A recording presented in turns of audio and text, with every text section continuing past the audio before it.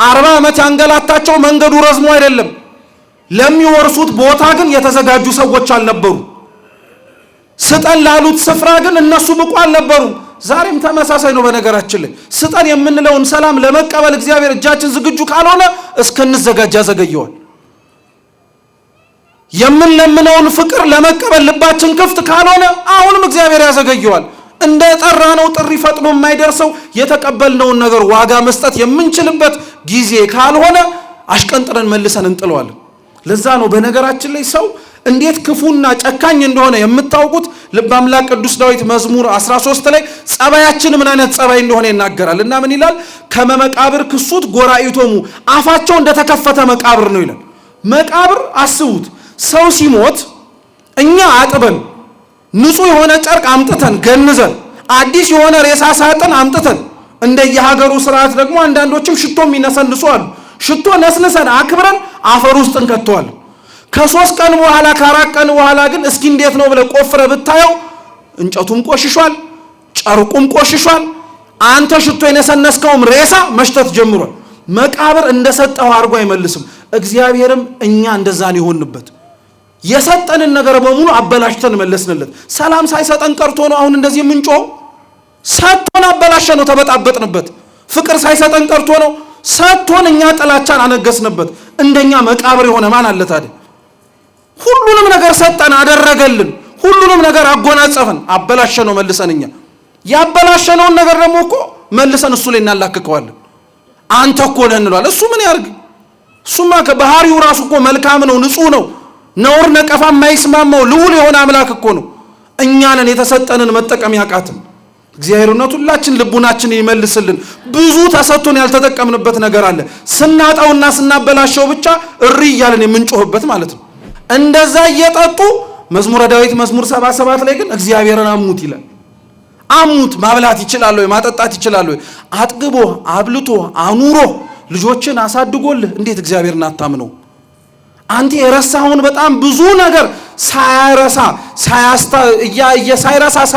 እያስታወሰ እንደዚህ አንቀባሮ እያኖረ እንዴት እግዚአብሔርን ትረሳዋል? አንተ እኮ በጣም ብዙ እኔና እናንተ የረሳነው በጣም ብዙ ነገር አለ። ትላንትና ያጠቃንን ጠላት ረስተነዋል፣ ጠፍቷል። አሁን ትላንትና ሰላም የነሳንን ነገር ረስተነዋል። አሁንማ ጥሩ ላይ ነና። በእያንዳንዳችን ህይወት ነው የምላችሁ። እናንተ አልጋችሁን ተማምናችሁ ስትተኙ እግዚአብሔር ግን ካልጋው በታች የተሸከመው እጅ እሱን እንዳትናወጡ የጠበቃችሁ። ልባቸው የቀለጠው እነዛ ጠላቶቻቸው ህዝቡን የፈሩት ምን ስለሆነ ነው? ህዝቡ ቁጥሩ ብዙ ስለሆነ ነው አይደለም። እግዚአብሔር አብሮአቸው ስላለ ነው። እግዚአብሔር አብሮ ካለ ጥቂትም ሆነ ትፈራለህ። እግዚአብሔር አብሮ ከሌለ ለምን ዓለምም አትሆንም ባዶ ነው። አሁን እኛ እንዳለን እንደ ቁጥራችን ተሰሚነታችን ምናችን የጎደለው ለምን ይመስላል? ጉዳዩ የቁጥር ሳይሆን ማን አብሮን ከኛ ጋር መሆን ስላለበት ነው። እግዚአብሔር ከኛ ጋር አብሮ መኖር ስላለበት ነው። ለዛ ነው የቤተ ክርስቲያን የዘወትር ልመናዋ ጸሎት የሆነው። ለዛ ነው ቁጥር ሊኖረን ይችላል። ነጠላ አጣፍቶ ሊመጣ የሚችል ሰው ከየቤተ ክርስቲያኑ ላይ ጠፋ ይችላል። ግን ጌታ ሆይ አንተ አብረህን ከሌለህማ ምን ዋጋ አለን? እኛ ህዝቡ ጠላቶቻቸው ይፈሯቸው ነበረ። ገና መራመድና ኮቴያቸውን ሲሰሙ ይደነግጡ ነበር። ምክንያቱም አብረው ብቻቸውን የሚሄዱ ህዝብ አይደለም፣ እግዚአብሔር አብሯቸው አለ። ጠላት እንዲፈራ፣ ጠላት እንዲሰነጠቅልህ፣ ጠላት ከፊት ለፊት ያለው በሙሉ እንዲታለፍ የምትፈልግ ከሆነ አብሮ እግዚአብሔር እንዲሆን ለምኑ። ሌላ ነገሩን ቶ ጠላትን ማጥፊያ እንትንን ማራቂያ ሌላ ገለመኔ ቅብር ጥሶ እያለ ስር መባሱን ቅጠል መበጠሱን ቶ አትድከም። እግዚአብሔር የእውነት አብሮ ካለ ማንም አብሮ ሊጠጋ አይችልም። ማንም አብሮ ሊቀና አብሮ ሊያይ አይችልም። ልባቸው ይቀልጣል እኮ ማለት ቀላል ነገር መሰላችሁ እንዴ? ልባቸው ይቀልጣል ማለት እኮ የውጭ ያለ ፍርሃት አለ፣ ውስጣቸው ይርዳል፣ ይንቀጠቀጣል። ህዝቡን ሲያዩ እግዚአብሔርን ያያሉ። ዛሬ እኛን አይቶ እግዚአብሔርን የሚያይ ማን አለ? ስንታይ መልካችን የእግዚአብሔርን ይመስላል። ስንታይ ስራችን እግዚአብሔርን ይመሰክራል። ስንታይ ቁጥራችን ውስጥ የማይቆጠረው የእግዚአብሔር መላእክት በመካከላችን የቆሙ ይመስላል። አንመስልም። እውነታው ይሄ ነው። አንመስልም። ስራችን፣ ንግግራችን፣ ተግባራችን፣ ሁሉ ነገራችን አይስማማም ከእግዚአብሔር ጋር። ስለዚህ እየተራመድን ብዙ ሆነን የማንፈራው ብዙ ሆነን ድምጻችን የማይሰማው ጫሂ ስለጠፋ አይደለም፣ እግዚአብሔር አብሮን አለ ወይስ የለም ብሎ የሚጠይቅ ልቡና ያለው ሰው ምናልባት ከኛ መካከል ስለታጣም ሊሆን ይችላል። የአብርሃም ዘር ከሌላው ዘር ይለይ የነበረው ወንዱ ተገርዞ ነው፣ ሴቷ ደግሞ በድንግልና ደሟ ነበር። ስለዚህ ህዝቡን ግረዛቸዋል፣ አንድም ዘራቸው ከአብርሃም እንደሆነ እንዲታወቅ፣ አንድም የሚገቡባት ከነዓንን የሚወርሱት ከተገረዙ ሰዎች ስለተወለዱ ሳይሆን እነሱም ምን ሲሆኑ ነው? ስለተገረዙ። ዛሬ እኮ ክርስቲያን መሆናችንን ምናልባት ከወላጆቻችን ተወልደን ካልሆነ በቀር እኛ ላይ የሚነበብብን ሰዎች ካልሆነን ማለት መወለድ ብቻ እኮ በነገራችን ላይ ክርስቲያን እኮ አያረግም። ታውቃላችሁ? መወለድ ብቻ አያረግም። አባ ጊዮርጊስ ለዛ እኮ ነው ያርጋኖን ጸሎቱ ላይ እመቤታችንን እመቤቴ ወይ ክርስቲያን ያርግኝ ይላታል። እንዴ እንደሱ ማን ክርስቲያን አለና እንደ አባ ጊዮርጊስ? ግን ክርስቲያን ማለት ከመወለድም ያልፋል። ክርስቲያን ማለት ወላጆቻችን ክርስቲያን ሆነው ከመወለድም በላይ ትልቅ ትርጉም አለው። የምንወርሳት ከነዓን የተባለችውን የእግዚአብሔርን መንግስተ ሰማያትን የምንወርሰው ወላጆቻችን ክርስቲያን ሆነው ስለተወለዱ ብቻ ሳይሆን እኛም ስንድገረዝ ነው። ግዝረት ማለት ለሐዲስ ኪዳን ጥምቀት ማለት ነው። እስኪ አስቡት፣ ወላጆች የሆናችሁ እዚህ ውስጥ ልጆቻችሁን ስለወለዳችኋቸው ብቻ ክርስቲያን ይሆናሉ? በ40 በ80 ቀን ምንድነው የምናስደረጋቸው? ቤተክርስቲያን አምጥተን እናስጠምቃቸዋለን። ግዝረት ለአብርሃም ዘር ቃል ኪዳን እንደሆነ ሁሉ ልጆቹ ናቸው የእግዚአብሔር ተብሎ ማመላከቻ እንደሆነ ሁሉ ለሐዲስ ኪዳን የእግዚአብሔር ልጆች ናቸው ተብለን የምንጠራበት ንጹህ ምልክታችን ግዝረት የተባለ ጥምቀታችን። ከማን ወገን አይደለሁም ማለት? ካንተም አይደለሁም፣ ከጠላቶች ከነሱም ወገን አይደለሁም፣ እኔ የእግዚአብሔር የሰራዊቱ አለቃ ነኝ አሉ። ምን ለማለት ተፈልጎ ነው? የመላእክት ተፈጥሮ እንደ ሰው ልጅ ተፈጥሮ አይደለም። ከናንተ አንዱ አይደለሁም፣ ከናንተ ወገን አይደለሁም የሚለው በሰው አምሳል ታየው እንጂ እንደ ሰው ስጋ ያለኝ እንዳልመስልህ እያለው እየሰማችሁ ነው። ከነሱም ከጠላቶችም ወገን አይደለሁም ማለት እንደዚሁ ተመሳሳይ ነው። ሰው አልሆንኩም ብቻ አይደለም ያለው፣ ወይንም ደግሞ እንደ ሰው ስጋ ያለኝ አይደለሁም እኔ ረቂቅ ፍጡር ነኝ እያለው ነው። በአንጻሩ ደግሞ አይ ከጠላቶችም ወገን አይደለሁም ሲለው ተመሳሳይ መልእክት እየሰጠው ነው። አጥፊም ሆኜ አይደለም የመጣሁት እኔ አንተን ልረዳ ነው የመጣሁት እያለው በተፈጥሮ እነሱን እንደማንመስል እኛም እነሱን ልንሆን እንደማንችል አስረግጦ ነገሩ። እኔ ከናንተ ወገን አይደለሁም ማለት እኔ የእግዚአብሔር ሰራዊቱ አለቃ ነኝ አለ። ቀጠለና ታዲያ ጌታ ሆይ ምን እንዳረግ ትፈልጋለህ አለው ኢያሱ። ምክንያቱም እየታየው ያለው ወታደር ሆኖ ነው። ስለዚህ የእግዚአብሔር መልአክ ምን አለው? የቆምክባት ስፍራ የተቀደሰች ናትና ጫማህን ከምን አውልቅ አለው? ከእግርህ አውልቅ አለው። ልብ ብላችሁ አድምጡ።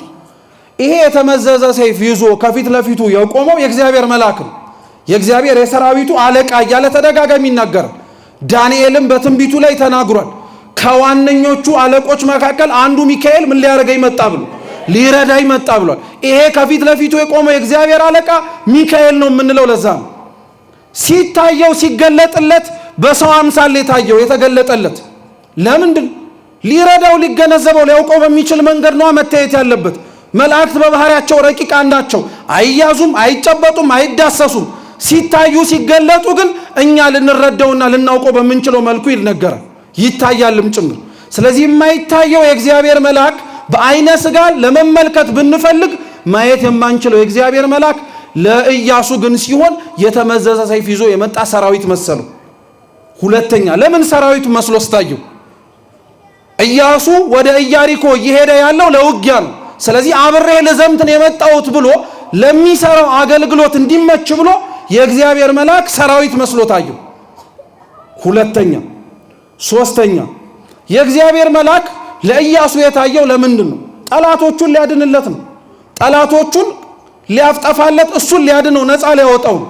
የእግዚአብሔር መልአክ በነገራችን ላይ በተለይ ቅዱስ ሚካኤል ምን ያልተገኘበት የኦሪት ታሪክ አለ። በነገራችን ላይ ሚካኤልን ሰው እኮ ወዶ አይደለም በነገራችን ላይ ሁሉንም ነገር የሚለምነው። ኢያሱ ጋር ስትሄዱ ጠላቶቹን ድል የሚያደርግ ሰይፍ ይዞ ቆሞ እንዳትፈራ እንዳትደነግጥ ብሎ የሚናገር መልአክ ሆኖ ታገኙታላችሁ። ኦሪት ዘፍጥረት ምዕራፍ 16 ላይ ብትፈልጉት ከአጋር ጋር ልጇን ይዛ ስትሰደድ አይዞሽ አትፍሪ ብሎ ሲያበላት ሲያጠጣት ያለ ሰው ወዶ መሰለ ሚካኤልን እንጀራ የሚለምነው? አጋርን ሲያበላት ስላየኩ ነው። ሰው ወዶ መሰለ ሚካኤልን እርዳኝ የሚለው?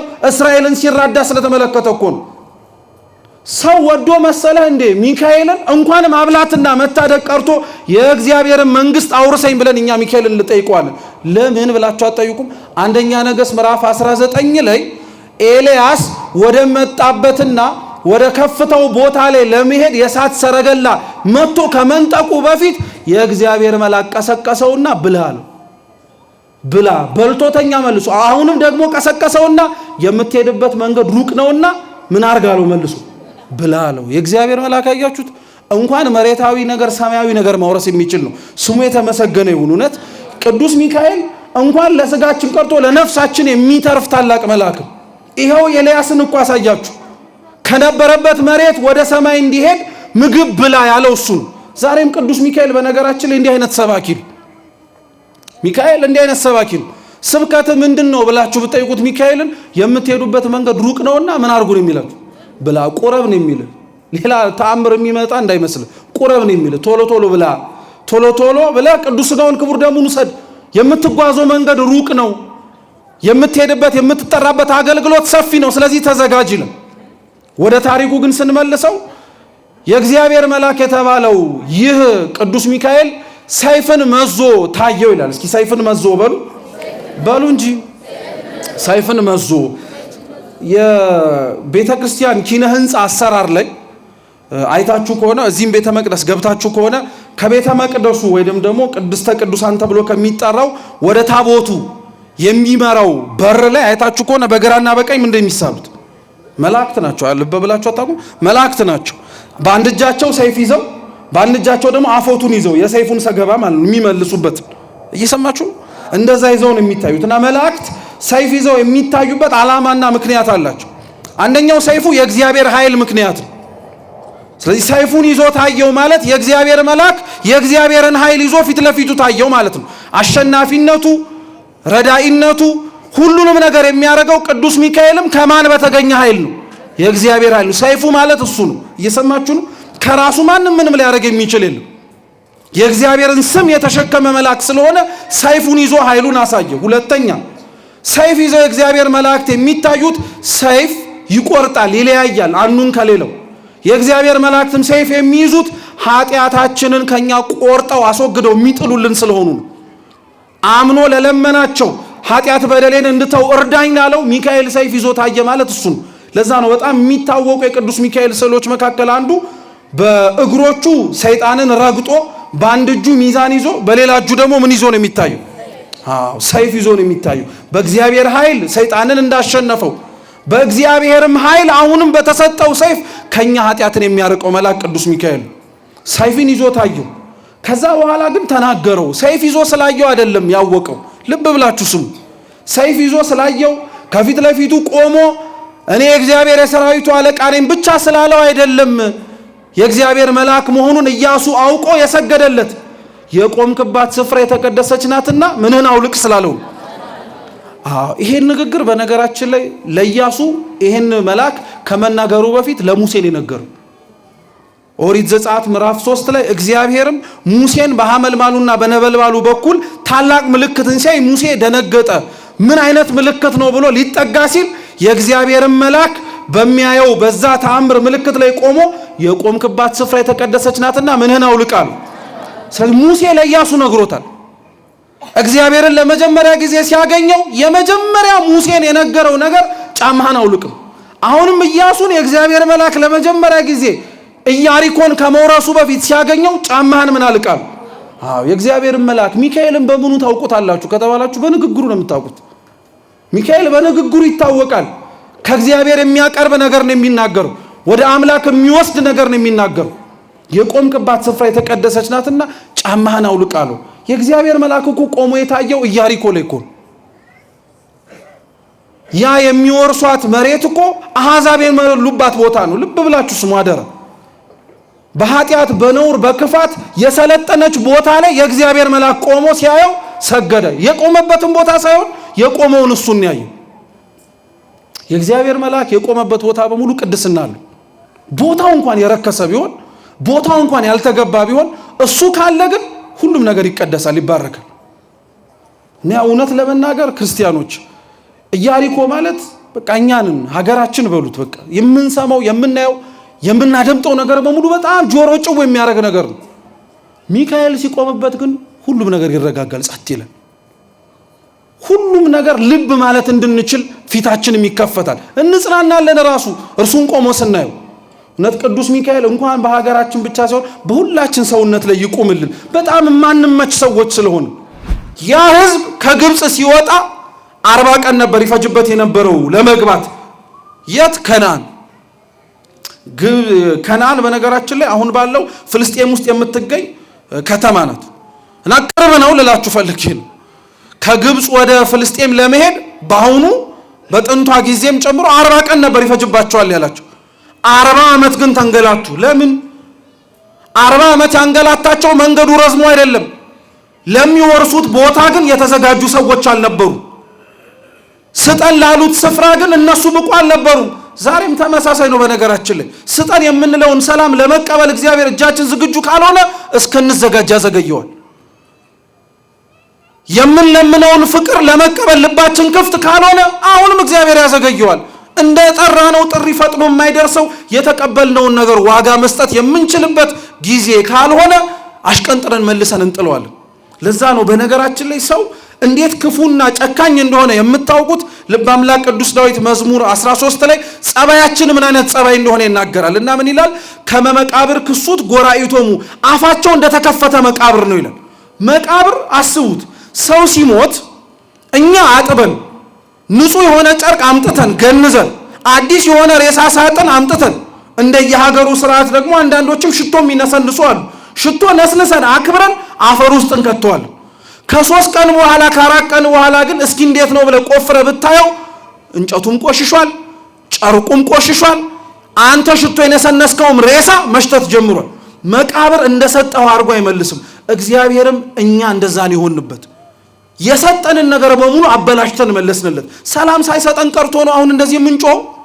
ሰጥቶን አበላሸ ነው ተበጣበጥንበት። ፍቅር ሳይሰጠን ቀርቶ ነው ሰጥቶን እኛ ጥላቻን አነገስንበት። እንደኛ መቃብር የሆነ ማን አለ ታዲያ? ሁሉንም ነገር ሰጠን አደረገልን፣ ሁሉንም ነገር አጎናጸፈን፣ አበላሸ ነው መልሰን እኛ ያበላሸነውን ነገር ደግሞ እኮ መልሰን እሱ ላይ እናላክከዋለን። አንተ እኮ ነህ እንለዋለን። እሱ ምን ያርግ? እሱማ ከባህሪው ራሱ እኮ መልካም ነው፣ ንጹህ ነው፣ ነውር ነቀፋ የማይስማማው ልዑል የሆነ አምላክ እኮ ነው። እኛንን የተሰጠንን መጠቀም ያቃትን። እግዚአብሔርነቱ ሁላችን ልቡናችንን ይመልስልን። ብዙ ተሰጥቶን ያልተጠቀምንበት ነገር አለ። ስናጣውና ስናበላሸው ብቻ እሪ እያልን የምንጮህበት ማለት ነው። እስራኤል እንዲህ ነበረ። ለቦታው አልተዘጋጀም። በረሃ ላይ ሲሄድ አበላኝ አለው እግዚአብሔርን። ስንዴ እኮ አዘርቶ ማብላት ይችል ነበረ በረሃ ላይ። መና ከሰማይ ማውረድ ይከብዳል ወይስ በረሃ ላይ ስንዴ ማዘራት? መልሱ እንጂ የትኛው ነው የሚቀለው? ስንዴው ነው የሚቀለው እኮ። መሬት ቅርብህ ነው። መሬት ቅርብ ነው። አሸዋውን እዛ እንኳን ሊበቅል አይችልም እንዳንል እግዚአብሔር ከሰማይ መና መውረድ ከቻለ አሸዋ ላይ ማብቀል አይሳነው። አሸዋው ላይ ግን እንዲዘሩ አልፈለግም። ለምን? እንዳይደክሙበት እኮ ነው። ዘርተው አጭደው ወቅተው እንዳይበሉት ጊዜ የለም። መንገደኞች ናቸው። ከሰማይ መና ወረደላቸው። ጠማን አሉት። ስሙ እስኪ ጠማን ሲሉትስ አፈሩ ላይ አሸዋው ላይ ውሃ መስጠት አይችልም? ይችላል። አፈሩ ላይ ውሃው ላይ ውሃ ቢሰጣቸው ነገር ግን ስሙ ውሃው ሲደፈረስባቸው መጠጣቱን ጠጥተነዋል ግን ምን ዋጋ አለው የደፈረሰ ውሃ ነው ብሎ ያሙታል። እንዲህ እግዚአብሔር እኮ እንዴት አንቀባሮ እንደሚያኖረን አላወቃችሁ? አንቀባሮ አመላችንን ስለሚያውቀው አንቀባሮ ነው የሚያኖረን። አለት ላይ ውሃ ሰጣቸው። ደፈረሰ ብለው እንኳን ማጉረምረም አይችሉም። የአለት ውሃ ንጹህ ነው። በቃ ምንም እንከን አይገኝበትም። እንደዛ እየጠጡ መዝሙረ ዳዊት መዝሙር 77 ላይ ግን እግዚአብሔርን አሙት ይላል። አሙት ማብላት ይችላል ወይ? ማጠጣት ይችላል ወይ? አጥግቦ አብልቶ አኑሮ ልጆችን አሳድጎልህ እንዴት እግዚአብሔርን አታምነው? አንተ የረሳውን በጣም ብዙ ነገር እያስታወሰ እንደዚህ አንቀባሮ እያኖረ እንዴት እግዚአብሔርን ትረሳዋለህ? አንተ እኮ በጣም ብዙ እኔና እናንተ የረሳነው በጣም ብዙ ነገር አለ። ትላንትና ያጠቃንን ጠላት ረስተነዋል፣ ጠፍቷል። አሁን ትላንትና ሰላም የነሳንን ነገር ረስተነዋል። አሁንማ ጥሩ ላይ ነና። በእያንዳንዳችን ህይወት ነው የምላችሁ። እናንተ አልጋችሁን ተማምናችሁ ስትተኙ እግዚአብሔር ግን ካልጋው በታች የተሸከመው እጅ እሱን እንዳትናወጡ የጠበቃችሁ እሱን እኮ ነው እንደዚህ ያደረገው። መጽሐፈ ቀለምንጦስ ላይ አባቶቻችን የሐዋርያት ሥራም ላይም ጭምር በትርጓሜ ያስተምሩታል። ሐዋርያው ቅዱስ ጴጥሮስ እግዚአብሔርን ጠየቀው። አትተኛም ወይ ብሎ ጠየቀው። እየሰማችሁ ነው? አትተኛም አይደክምህም አለ እና እግዚአብሔር ቢያንቀላፋ ምን ሊመጣ እንደሚችል እንዲረዳው ብሎ እጅህን ዘርጋ አለውና ይላሉ አባቶቻችን እጁ ላይ እንቁላል አስቀመጠለት። እየሰማችሁ ነው?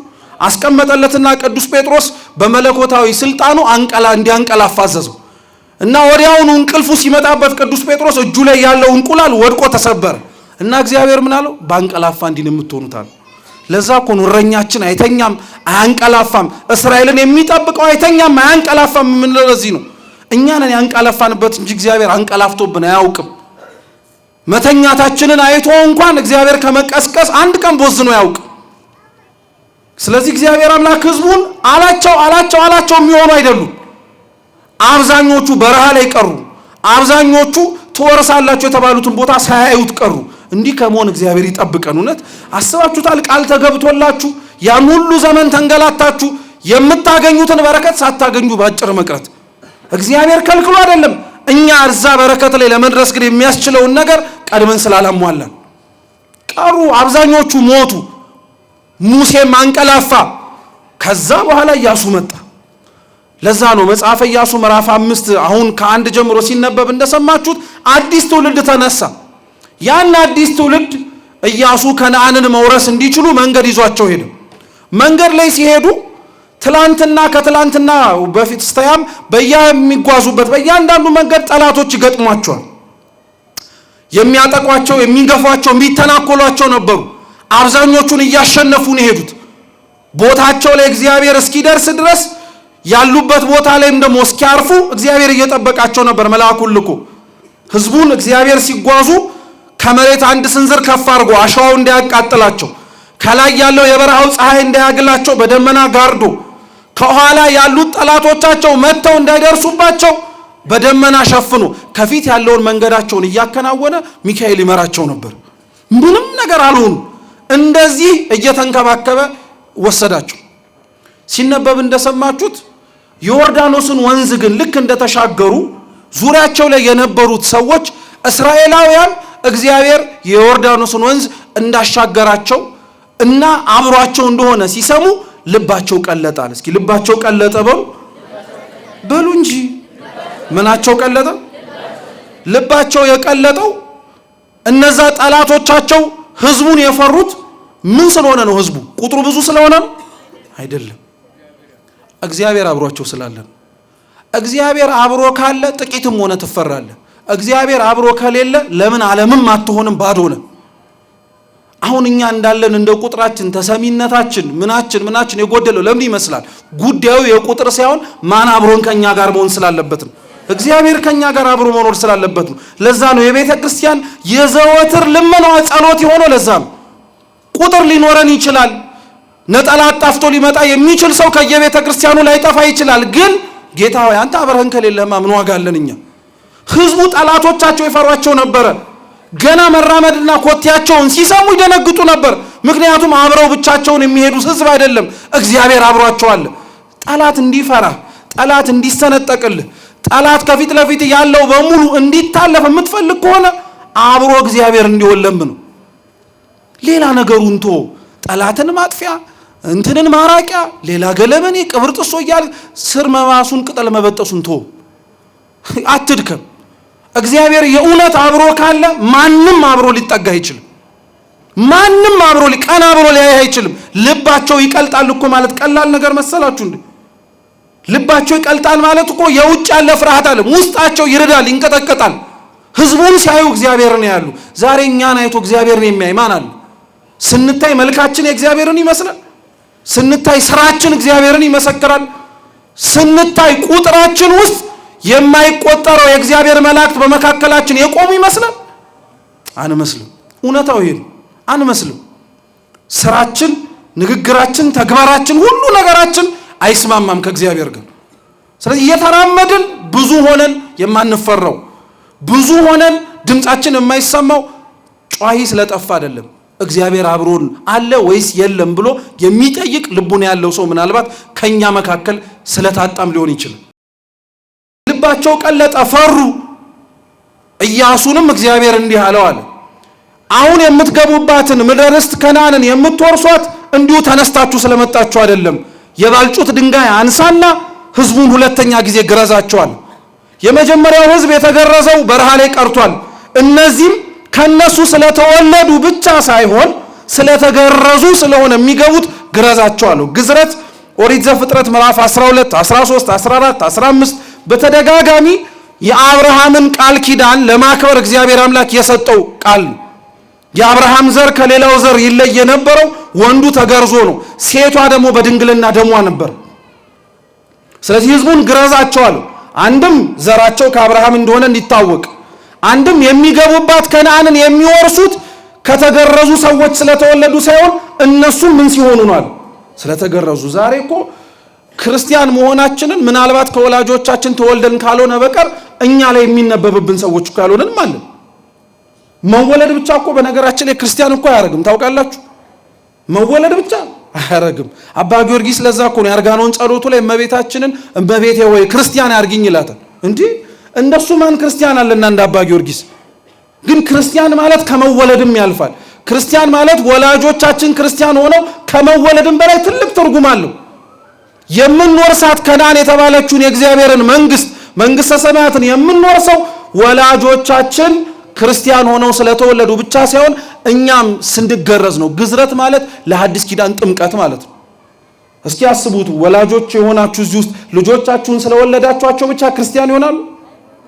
በ40 በ80 ቀን ምንድነው የምናስደረጋቸው? ቤተክርስቲያን አምጥተን እናስጠምቃቸዋለን። ግዝረት ለአብርሃም ዘር ቃል ኪዳን እንደሆነ ሁሉ ልጆቹ ናቸው የእግዚአብሔር ተብሎ ማመላከቻ እንደሆነ ሁሉ ለሐዲስ ኪዳን የእግዚአብሔር ልጆች ናቸው ተብለን የምንጠራበት ንጹህ ምልክታችን ግዝረት የተባለ ጥምቀታችን። ስለዚህ ግረዛቸው አሉ።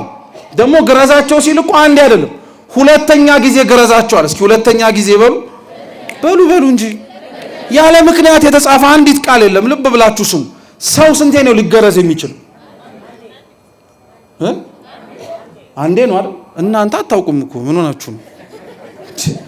ስንቴ ነው ሰው ሊገረዝ? ወንድ ልጅ ስንቴ ነው የሚገረዘው? ሁለቴ ይገረዛል? አይገረዝም። ሁለቴ ጊዜ ወይም ሁለተኛ ጊዜ ግረዛቸው ማለት ምን ማለት መሰላችሁ? መጀመሪያ የገረዛቸው በሕጉ ነው። እስኪ መጀመሪያ በሉ። የገረዛቸው በምኑ ነው? በሕጉ ነው። ሁለተኛ ጊዜ ገረዛቸው ማለት ምን መሰላችሁ? ያ ኢያሱ አንስቶ እስራኤላውያንን ገርዟቸው የጣለበትና የተጠቀመበት ድንጋይ ጌታችን ኢየሱስ ክርስቶስ ነው። ቅዱስ ጳውሎስ አንደኛ ቆሮንቶስ መልእክቱ ምዕራፍ 10 ቁጥር 4 ላይ ያ እስራኤላውያን የውሃ ምንጭ ወጥቶላቸው ይጠጡበት የነበረው አለቱ ክርስቶስ እንደነበረ ይናገራል። ሁለተኛ ጊዜ ግረዛቸው ማለት የኦሪቱን ሕግ ሰጥቻቸው ነበረ እንዲያዩት፣ እንዲመለከቱት፣ ራሳቸውን እንዲያስተካክሉበት። እሱ አልበቃ ቢለን እግዚአብሔር አምላክ ሌላ ጨመረልን። እሱ ራሱ ሰው ሆኖ አስተማረን። ሁለተኛ ግረዛቸው ማለት እሱ ነው። ቀጠለናስ ምን አለው ስትሰሙ? ቁስላቸው እስኪሽር ድረስ እዛው ያሉበት ቦታ ይቀመጧል። ምክንያቱም የተገረዘ ሰው ወዲያውኑ ተነስቶ ምን ማድረግ አይችልም፣ መንቀሳቀስ አይችልም። ምን ማለት መሰላችሁ? ቁስላቸው እስኪሽር ያሉበት ቦታ ይቀመጡ ማለት አንድ ሰው ኃጢአት ሲሰራ ከነበረ፣ በደል ሲሰራ ከነበረ የእግዚአብሔርን ሕግ ሰምቶ አቁም ሲባል ማቆሙን ሊያቆም ይችላል። ግን ከኃጢአት በላይ ልምድ ክፉ ስለሆነ መተው ያስቸግሯል። ዛሬ አሁን ዘፈን ኃጢአት መሆኑን ሁላችንም እናውቀዋለን። ለምን አናቆመው? 2 ቀን ታቆመውና 3ኛው ቀን ላይ ምን ያደርጋል? እንድታጉረመርመው ያደርጋል። ትለዋለህ። ገብቷችኋል? ስለዚህ ትተን አንተውም ማለት ነው። ብትሰርቅ 3 ቀን 4 ቀን ልትሰበሰብ ትችላለህ። ብትጠጣ፣ ብትዘሙት፣ ሌላም ነገር ብታረግ ጥለን አንጥለውም ማለት ነው። እየሰማችሁ ነው? ቁስል ማለት እሱ ነው። ኃጢአት ጠባሳ፣ ቁስል ጥቶ ነው የሚያልፈው። ስለዚህ ምን አለ? እስኪሽሩ ድረስ እዛው ያሉበት ቦታ ይቀመጧል። እግዚአብሔር አስተምሮት ኃጢአቱን እንዲተው የመከረው ሕዝብ ይረፍ ማለት ከቤተ ክርስቲያን አይውጣ ማለት ነው። እዛው ይቀመጥ፣ ቁስሉ እስኪሽርለት መልሶ ወደ ወጣበት ኃጢአት እንዳይመለስ እግዚአብሔር እንዲጠብቀው አስቀምጧል። ከዛ በኋላ እግዚአብሔር ምን አላቸው? ፋሲካውን እንዲያከብሩ ነገራቸው። እንግዲህ ስሙ፣ ይሄ ሁሉ ቅድመ ዝግጅት ፋሲካ ለማክበር ነው። ፋሲካው ጌታችን ኢየሱስ ክርስቶስ ቅዱስ ሥጋና ክቡር ደም ነው። ግዝረቱ ጥምቀት ነው አልን። ሁለተኛው ግዝረት ማለት አምላክ ሰው ሆኖ የሰጠን ሕግ ነው አልን። ቁስል መሻር ማለት ኃጢአታችንን ትተን በጽድቅ መጠገንና መቆም ማለት ነው። ሰው ወደ ቅዱስ ሥጋው ወደ ክቡር ደሙ ሲመጣ ሊያደርገው የሚገባውን ቅድመ ዝግጅት አስቀድሞ ጌታችን በኢያሱ አሳየን። ይሄንን ሁሉ ካስደረጋቸው በኋላ ነው ቀጣዩ የቅዱስ ሚካኤል ታሪክ የሚመጣ። ልክ ፋሲካውን አክብረው በጨረሱ ጊዜ ላይ ኢያሱም ቀና ብሎ የኢያሪኮን ምድር ተመለከተ ይላል። እስኪ ኢያሱ በሉ ምንን አየ? ኢያሪኮን አያት። ሊገቡባት እንወርሳታለን ብለው አስበው ወደ ከነዓን ሲጓዙ የሚያልፉባትን መሬት ተመለከተ። ኢያሪኮን በአይኑ እየተመለከተ ከኢያሪኮ በሚያየው እይታ ውስጥ አንድ የተመዘዘ ሰይፍ የያዘ ሰው ከፊት ለፊቱ ቆመበት። ኢያሱ በጣም እኮ የሚገርም እንዴት ጽኑ ነው። አሁን እኔና እናንተ ተስፋ የምታረጉት ቦታ ወደ ቤተ ክርስቲያን ጠዋት እየመጣችሁ በሩ ላይ ጥበቃው ሳይሆን በጣም የሚያስፈራ ሰይፍ የያዘ የሚንቦገቦግ ሰው ቆሞ ብታዩ ምንድን የምትሉት? ኢያሱ ምን እንዳለው ታውቃላችሁ? አንተ ከማን ወገን ነህ ያለው? ከኛ ወገን ነህ ወይስ ከጠላቶቻችን ወገን ነህ አለው። አሁን እኛ እንደዛ ብለን አንጠይቅም። ሲጀመር እንደዚህ ያለ ነገር ቤተ ክርስቲያን ላይ ቆሞ ስንመለከትም ምንም ቤተ ክርስቲያን የመጣን ሰዎች ብንሆንም ነገም መቼም አይቀርም እሱ ሲሄድ ወይ ዋታ ጠዋት ላይ ይመጣሉ ምናምን ብለን የምንሄደው። ኢያሱ በፍጹም ቆመ ፊት ለፊት። አንተ ከማን ወገን ነህ አለው። እና ቅዱስ ቄርሎስ ምን ይላል? አንደኛ ዮሐንስ መልእክት ምዕራፍ 4 ቁጥር 1 ላይ እግዚአብሔር ከሚሰጣቸው ጸጋዎች መካከል አንዱ መናፍስትን መመርመር ነው ይላል። ምንን መመርመር?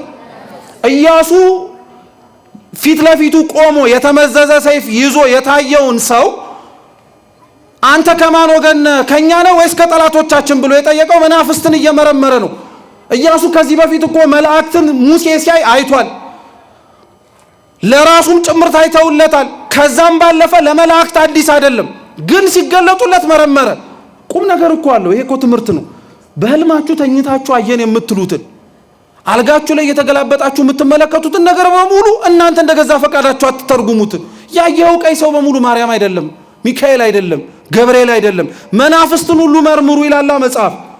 አንተ ከማን ወገን ነህ ብለህ መጠየቅ አለብህ።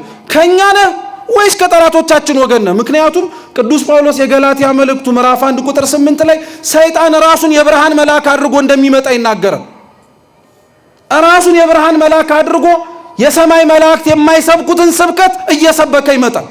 ስለዚህ ቅዱስ ኢያሱ ጠየቀው፣ አንተ ከማን ወገን ነህ አለው። ከኛ ነህ ወይስ ከጠላቶቻችን ወገን ነህ አለው። የተመዘዘ ሰይፍ ይዞ የቆመው ያ ወታደር ምን ብሎ መለሰለት? ከእናንተም ወገን አይደለሁም፣ ከጠላቶቻችሁም ወገን አይደለሁም፣ እኔ የእግዚአብሔር የሰራዊቱ አለቃ ነኝ አለው። እስኪ እኔ በሉ የእግዚአብሔር የሰራዊቱ አለቃ ነኝ። ያ የተመዘዘ ሰይፍ ይዞ የቆመው ወታደር የመጣው ቅዱስ ሚካኤል እንደሆነ እናውቃለን። ለምን እንዴት እንደሆነ እነግራችኋለሁ። ግን ቅዱስ ሚካኤል የመጣው ማንን ሊረዳ ነው? አረ መልሱ ተው። እስራኤላውያንን ነው። ኢያሱ እስራኤላዊ ነው። ህዝቡ እስራኤላዊ ነው። ከማን ወገን ነህ ሲለው ከእናንተ ጋር ነኝ ቢለው ምን ችግር አለ? ምንም እኮ ችግር የለም። ሊረዳው የመጣው ማንን ነው? እነሱን ነው። ከጠላቶቻቸው ወገን እንዳልሆነ እናውቃለን። እየሰማችሁ ነው? ከጠላቶቻቸው ወገን እንዳልሆነ እናውቃለን። ከነሱ ወገን እንደሆነ እናውቃለን። ግን ከማን ወገን አይደለሁም ማለት ካንተም አይደለሁም ከጠላቶች ከነሱም ወገን አይደለሁም፣ እኔ የእግዚአብሔር የሰራዊቱ አለቃ ነኝ አለው። ምን ለማለት ተፈልጎ ነው? የመላእክት ተፈጥሮ እንደ ሰው ልጅ ተፈጥሮ አይደለም። ከናንተ አንዱ አይደለሁም፣ ከናንተ ወገን አይደለሁም የሚለው በሰው አምሳል ታየው እንጂ እንደ ሰው ስጋ ያለኝ እንዳልመስልህ እያለው። እየሰማችሁ ነው? ከነሱም ከጠላቶችም ወገን አይደለሁም ማለት እንደዚሁ ተመሳሳይ ነው። ሰው አልሆንኩም ብቻ አይደለም ያለው፣ ወይንም ደግሞ እንደ ሰው ስጋ ያለኝ አይደለሁም እኔ ረቂቅ ፍጡር ነኝ እያለው ነው። በአንጻሩ ደግሞ አይ ከጠላቶችም ወገን አይደለሁም ሲለው ተመሳሳይ መልእክት እየሰጠው ነው። አጥፊም ሆኜ አይደለም የመጣሁት እኔ አንተን ልረዳን የመጣሁት እያለው በተፈጥሮ እነሱን እንደማንመስል እኛም እነሱን ልንሆን እንደማንችል አስረግጦ ነገረው። እኔ ከናንተ ወገን አይደለሁም ማለት እኔ የእግዚአብሔር ሰራዊቱ አለቃ ነኝ አለ። ቀጠለና ታዲያ ጌታ ሆይ ምን እንዳረግ ትፈልጋለህ አለው ኢያሱ። ምክንያቱም እየታየው ያለው ወታደር ሆኖ ነው። ስለዚህ የእግዚአብሔር መልአክ ምን አለው? የቆምክባት ስፍራ የተቀደሰች ናትና ጫማህን ከምን አውልቅ አለው? ከእግርህ አውልቅ አለው። ልብ ብላችሁ አድምጡ። ይሄ የተመዘዘ ሰይፍ ይዞ ከፊት ለፊቱ የቆመው የእግዚአብሔር መልአክ ነው። የእግዚአብሔር የሰራዊቱ አለቃ እያለ ተደጋጋሚ ይናገራል። ዳንኤልም በትንቢቱ ላይ ተናግሯል። ከዋነኞቹ አለቆች መካከል አንዱ ሚካኤል ምን ሊያደርገኝ መጣ ብሎ ሊረዳኝ መጣ ብሏል። ይሄ ከፊት ለፊቱ የቆመው የእግዚአብሔር አለቃ ሚካኤል ነው የምንለው ለዛ ነው። ሲታየው ሲገለጥለት በሰው አምሳል የታየው የተገለጠለት ለምንድን? ሊረዳው ሊገነዘበው ሊያውቀው በሚችል መንገድ ነው መታየት ያለበት። መላእክት በባህሪያቸው ረቂቃን ናቸው። አይያዙም፣ አይጨበጡም፣ አይዳሰሱም። ሲታዩ ሲገለጡ ግን እኛ ልንረዳውና ልናውቀው በምንችለው መልኩ ይነገራል፣ ይታያልም ጭምር። ስለዚህ የማይታየው የእግዚአብሔር መልአክ በአይነ ሥጋ ለመመልከት ብንፈልግ ማየት የማንችለው የእግዚአብሔር መልአክ ለኢያሱ ግን ሲሆን የተመዘዘ ሰይፍ ይዞ የመጣ ሰራዊት መሰለው። ሁለተኛ ለምን ሰራዊት መስሎ ስታየው? ኢያሱ ወደ ኢያሪኮ እየሄደ ያለው ለውጊያ ነው። ስለዚህ አብሬ ለዘምት ነው የመጣሁት ብሎ ለሚሰራው አገልግሎት እንዲመች ብሎ የእግዚአብሔር መልአክ ሰራዊት መስሎ ታየው። ሁለተኛ ሶስተኛ የእግዚአብሔር መልአክ ለኢያሱ የታየው ለምንድን ነው? ጠላቶቹን ሊያድንለት ነው። ጠላቶቹን ሊያፍጠፋለት፣ እሱን ሊያድነው፣ ነፃ ሊያወጣው ነው። የእግዚአብሔር መልአክ በነገራችን ላይ በተለይ ቅዱስ ሚካኤል ምን ያልተገኘበት የኦሪት ታሪክ አለ። በነገራችን ላይ ሚካኤልን ሰው እኮ ወዶ አይደለም በነገራችን ላይ ሁሉንም ነገር የሚለምነው። ኢያሱ ጋር ስትሄዱ ጠላቶቹን ድል የሚያደርግ ሰይፍ ይዞ ቆሞ እንዳትፈራ እንዳትደነግጥ ብሎ የሚናገር መልአክ ሆኖ ታገኙታላችሁ። ኦሪት ዘፍጥረት ምዕራፍ 16 ላይ ብትፈልጉት ከአጋር ጋር ልጇን ይዛ ስትሰደድ አይዞሽ አትፍሪ ብሎ ሲያበላት ሲያጠጣት ያለ ሰው ወዶ መሰለ ሚካኤልን እንጀራ የሚለምነው? አጋርን ሲያበላት ስላየኩ ነው። ሰው ወዶ መሰለ ሚካኤልን እርዳኝ የሚለው? እስራኤልን ሲራዳ ስለተመለከተ እኮ ነው። ሰው ወዶ መሰለ እንዴ ሚካኤልን እንኳን ማብላትና መታደግ ቀርቶ የእግዚአብሔርን መንግስት አውርሰኝ ብለን እኛ ሚካኤልን ልጠይቀዋለን? ለምን ብላችሁ አትጠይቁም? አንደኛ ነገሥት ምዕራፍ 19 ላይ ኤልያስ ወደ መጣበትና ወደ ከፍታው ቦታ ላይ ለመሄድ የእሳት ሰረገላ መጥቶ ከመንጠቁ በፊት የእግዚአብሔር መልአክ ቀሰቀሰውና ብላ አለው። ብላ በልቶተኛ መልሶ አሁንም ደግሞ ቀሰቀሰውና የምትሄድበት መንገድ ሩቅ ነውና ምን አርጋለው መልሶ ብላ አለው። የእግዚአብሔር መልአክ አያችሁት? እንኳን መሬታዊ ነገር ሰማያዊ ነገር ማውረስ የሚችል ነው። ስሙ የተመሰገነ ይሁን። እውነት ቅዱስ ሚካኤል እንኳን ለስጋችን ቀርቶ ለነፍሳችን የሚተርፍ ታላቅ መልአክ። ይኸው ኤልያስን እኮ አሳያችሁ። ከነበረበት መሬት ወደ ሰማይ እንዲሄድ ምግብ ብላ ያለው እሱ ነው። ዛሬም ቅዱስ ሚካኤል በነገራችን ላይ እንዲህ አይነት ሰባኪ ነው። ሚካኤል እንዲህ አይነት ሰባኪ ነው። ስብከት ምንድነው ብላችሁ ብትጠይቁት ሚካኤልን የምትሄዱበት መንገድ ሩቅ ነውና ምን አርጉ ነው የሚላችሁ? ብላ ቁረብ ነው የሚል። ሌላ ተአምር የሚመጣ እንዳይመስል ቁረብ ነው የሚል። ቶሎ ቶሎ ብላ፣ ቶሎ ቶሎ ብላ ቅዱስ ሥጋውን ክቡር ደሙን ውሰድ። የምትጓዘው መንገድ ሩቅ ነው። የምትሄድበት የምትጠራበት አገልግሎት ሰፊ ነው። ስለዚህ ተዘጋጅ ነው።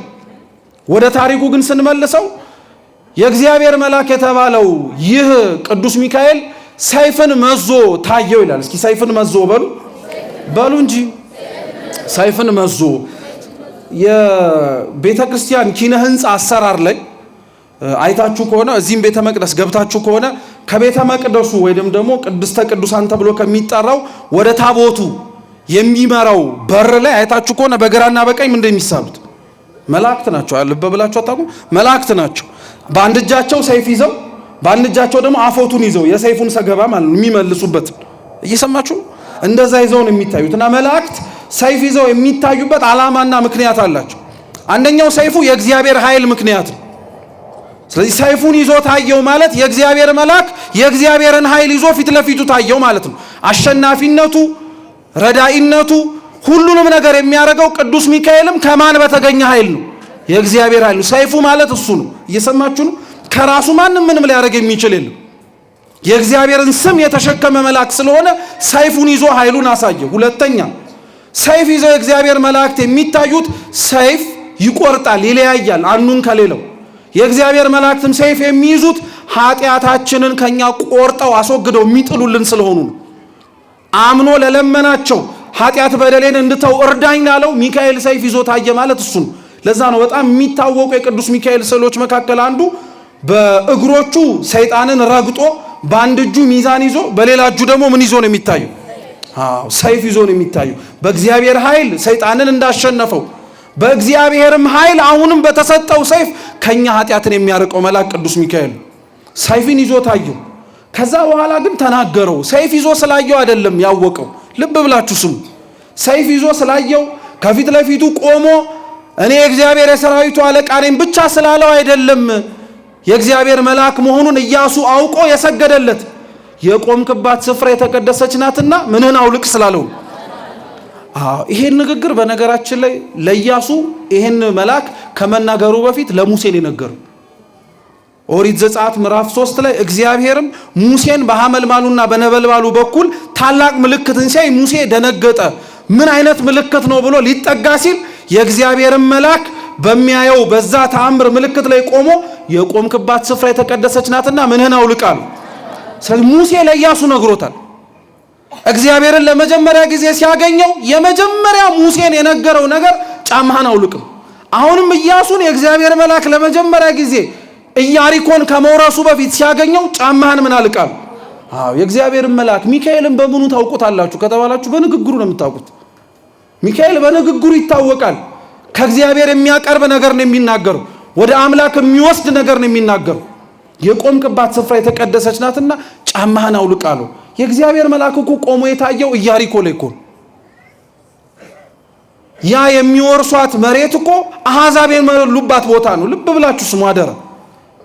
በኃጢአት በነውር በክፋት የሰለጠነች ቦታ ላይ የእግዚአብሔር መልአክ ቆሞ ሲያየው ሰገደ። የቆመበትን ቦታ ሳይሆን የቆመውን እሱን ያየው። የእግዚአብሔር መልአክ የቆመበት ቦታ በሙሉ ቅድስና አለው። ቦታው እንኳን የረከሰ ቢሆን፣ ቦታው እንኳን ያልተገባ ቢሆን እሱ ካለ ግን ሁሉም ነገር ይቀደሳል፣ ይባረካል። እና እውነት ለመናገር ክርስቲያኖች ኢያሪኮ ማለት በቃ እኛንን ሀገራችን በሉት በቃ የምንሰማው የምናየው የምናደምጠው ነገር በሙሉ በጣም ጆሮ ጭው የሚያደርግ ነገር ነው። ሚካኤል ሲቆምበት ግን ሁሉም ነገር ይረጋጋል፣ ጸጥ ይላል። ሁሉም ነገር ልብ ማለት እንድንችል ፊታችንም ይከፈታል፣ እንጽናናለን። ራሱ እርሱን ቆሞ ስናየው እውነት ቅዱስ ሚካኤል እንኳን በሀገራችን ብቻ ሳይሆን በሁላችን ሰውነት ላይ ይቁምልን። በጣም የማንመች ሰዎች ስለሆነ ተናገሩ። የቆምክባት ስፍራ የተቀደሰች ናትና ጫማህን አውልቅ አለው። ጉዳዩ ከጫማ ማውለቅ ጋር አይደለም። አንደኛ ጫማህን አውልቅ እያለው ያለው ለምን መሰላችሁ? ጫማ የኛ እግር መሬት ላይ ያለው ቆሻሻ እንዳይነካው የሚከላከል ነገር ነው። ጫማህን አውልቅ ማለት መሬት ከተባለው ከአካል ጋር እንዳትገናኝ የሚያደርግህን ነገር አውጣ እያለው ነው። ምን ማለት መሰላችሁ? መሬቱ እግዚአብሔር ነው፣ እግራችን እኛ ነን። ጫማው መካከል ላይ ያለው እኛና እግዚአብሔርን ላያገናኘን የሚችለውን ነገር አውልቃችሁ ጣሉ እያለ ነው። እየሰማችሁ ነው? ይሄ ሁሉ ክፋታችን፣ ነውራችን፣ ዘረኝነታችን፣ አድመኝነታችን በልባችን ውስጥ የሰለጠነብን ከእግዚአብሔር ጋር እንዳንገናኝ ያደረገን ነገር በሙሉ ምን አድርጋችሁ ጣሉት? አውልቃችሁ ጣሉት። የቆማችሁባት ስፍራ ምን ያደረገች ናት? የተቀደሰች ናትና። ሁለተኛስ ጫማ የሚሰራው ከሞተ የእንስሳ ቆዳ፣ የሞተ የእንስሳ ቆዳ ነው። አንድ ሰው ጫማ አድርጎ በጊዜው ይራመድበት የነበር ጫማ አድርጎ አሰርቶ በማሰሪያ ቋጥሮ ከዛ ላይ ይራመድበት ነበር። ምን ማለት መሰላችሁ? ጫማን አውልቀጣል ማለት ጫማ እስራት አይደለ? ከእስራት መጀመሪያ ተፈታ። ኃጢአት ነውርህን ተወው። የቆምክባት ስፍራ ምን አይነት ቦታ እንደሆነች ወቋት። የቆማችሁባት ስፍራ የእግዚአብሔርን ድምፅ የምንሰማበት ብቻ አይደለም። የቆማችሁባት ስፍራ ተአምር የምታዩበት ብቻ አይደለም። የቆምንባት ያለንባት ቤተ መቅደስ የእግዚአብሔር አካሉ ነው። እዚህ ሰው ጫማውን ካላወለቀ የት ሊያወልቅ ነው? እዚህ ሰው ራሱን ዝቅ ካላረገ የት ራሱን ዝቅ ሊያረግ? እዚህ ሰው ራሱን ከእግዚአብሔር ጋር ላያገናኘው የሚችለውን ነገር አውልቆ ካልጣለ የት ሊጥል ነው? እዚህ ነው መቀደስ፣ እዚህ ነው መባረክ፣ እዚህ ነው ንጽህናንና እዚህ ነው ቅድስናን ገንዘብ አድርጎ መሄድ የሚቻል አላቸው። ቅዱስ ጎርጎርዮስ ዘኑሲስ ደግሞ በተለየ መልኩ ይተረጉሟል። ምን ይላል መሰላችሁ? ያረጉት ጫማ ወይም ኢያሱ እግር ላይ ያለው ጫማ ማለት ኦሪት ዘፍጥረት ምዕራፍ 3 ላይ አዳምና ሔዋን የብርሃን ልብሳቸው ሲገፈፍ እግዚአብሔር ያለበሳቸው የቁርበት ምሳሌ ነው ይላል። እየሰማችሁ ነው? ቁርበቱን አዳምንና ሔዋንን ያለበሳቸው እግዚአብሔር አገልድመው ሊወጡ ሲሉ ውጭ የሚወጡበትን አያውቁትም። እነሱ እንደ ገነት ነው የመሰላቸው ዓለም ብርድ የሌለበት ሁሉም ምቹ የሆነበት ነበር የመሰላቸው። እየሰማችሁ ነው?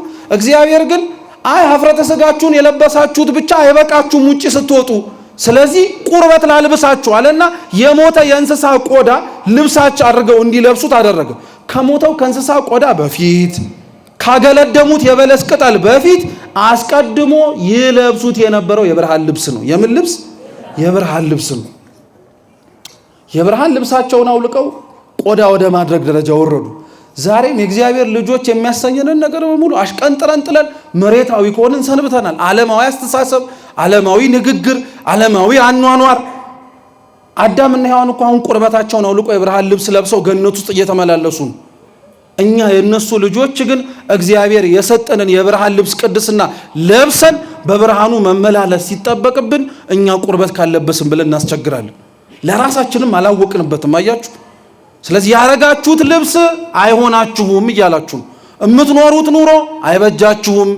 የምታስቡት ክፉ ሐሳብ ይቅርባችሁ። ቅዱስ ጎርጎርዮስ የተናገረውን ይሄን ቃል ቅዱስ ባስልዮስ ዘቂሳርያ ደግሞ እንዲህ ይላል፣ እግዚአብሔር ሰው አብሮት እንዳለ የሚታወቀው ሐሳቡ ተቀድሶ ንግግሩ ተባርኮ ስራው ተከናውኖ ሲታይለት ነዋል። ይህን እግዚአብሔር ለሁላችን ያድርግልን። ይሄ ከሌለው ግን አንድ ሰው እግዚአብሔር አብሮት እንደሌለ ይታወቃል። ስለ ጫማችሁን ከእግራችሁ አውልቁ አላቸው። ጫማህን ከእግር አውልቅ ሲለው እየነገረው ነው። ይሄንን የምትጓዘውን ጉዞ ኢያሪኮን ድል ማድረግ የምትፈልግ ከሆነ አሸንፈም መግባት የምትፈልግ ከሆነ ያረከውን ሰዋዊ ነገሮችን በሙሉ አሽቀንጥረ ጣለዋል። እውነት እኮ ነው። በነገራችን ላይ አሁን እግራችን ላይ ሁላችንም ያረግነው ጫማ እንደፈለግን እንድንራመድ ያስቻለን ነው አይደል? ነው አይደለም? ባዶ እግሩን እንደሆነ ሰው ጫማ ያረገ ሰው አይሳቀቅም አይደል? ቢያንስ እንኳን የሆነ ነገር ቢወጋ እንኳን ቀድሞ የሚወጋው ምኑን ነው? ጫማውን ነው። ምን ማለት መሰለ? ጫማን አውልቅ ማለት በራስ መመካትን አውልቀ ጣለው እያለ ነው እግዚአብሔር። በራስ መመካትን ሞከርከው፣ አየኸው፣ በቃ ሞከርከው፣ አየኸው፣ የአቅምህን ጣርክ ከዚህ በኋላ ጫማህን አውልቅ ማለት በራስ መመካት አቁምና የሚመካ ቢኖር በማን ይመካ? ሁላችንም ጫማችንን ማውለቅ እንድንችል እግዚአብሔር ይርዳን። ደጉ መልአክ ቅዱስ ሚካኤል በቸርነቱ በምሕረቱ ለእግዚአብሔር የማያስቀርበውን ነገራችንን በሙሉ አውልቀን መጣል የምንችልበትን ጉልበቱን ይስጠን። የሰማነውን በልቦናችን ሰሌዳ ይጻፍልን። ያስተማረን የመከረን አምላካችን ስሙ የተመሰገነ ይሁን። በተማርነው ፍሬ እንድናፈራ ይርዳን። ከምንም በላይ የሰማነውን ለመኖርም አምላካችን ይፍቀድልን። በጎደለው በነጠበው በክቡራን አባቶቻችን ካህናት በሊቃውንት የሚታረም ይሁን። ወስብሐት ለእግዚአብሔር።